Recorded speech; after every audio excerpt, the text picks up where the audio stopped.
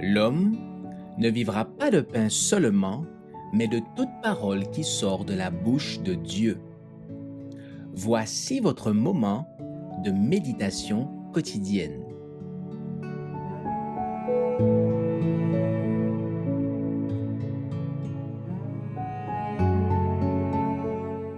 Le Christ, Maître du monde, le 19 janvier.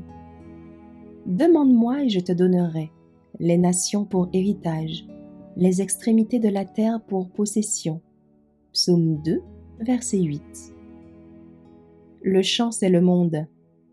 Matthieu 13, 38. Nous saisissons ce que signifient ces paroles mieux que les apôtres. À qui fut confiée la tâche de prêcher la bonne nouvelle? Le monde entier est un vaste champ missionnaire.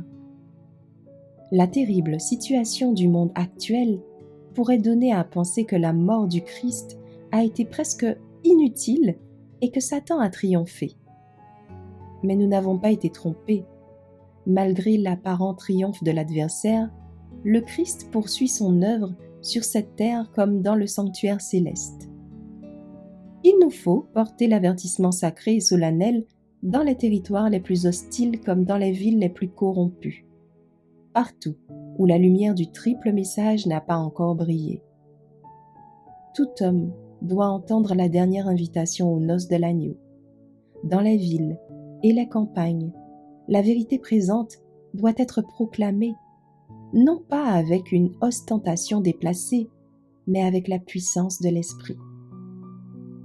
Avant que l'homme ne puisse faire partie du royaume de Dieu, son caractère doit être purifié du péché, sanctifié par la grâce du Christ.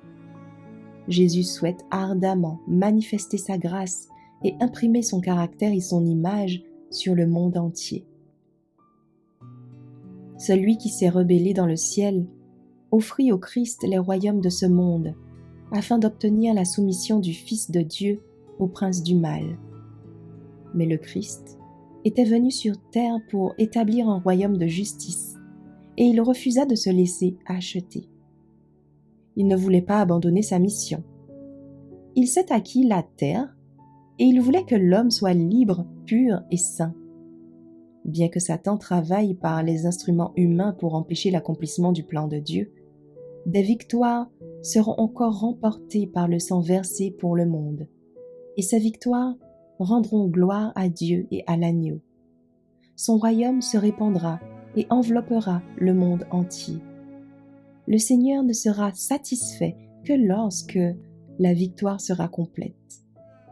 À cause du travail de son âme, il rassasiera ses regards. On craindra le nom de l'Éternel depuis l'Occident et sa gloire depuis le soleil levant. Ésaïe 53, verset 11.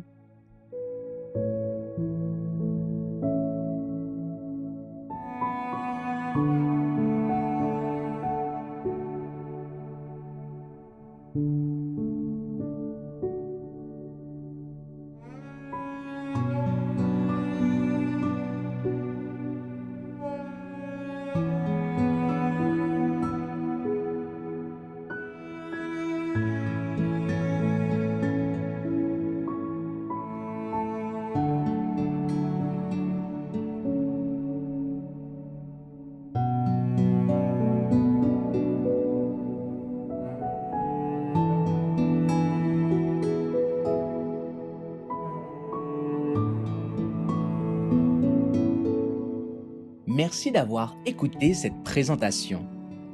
Assurez-vous de nous rejoindre demain pour votre moment de méditation quotidienne avec lereste.org.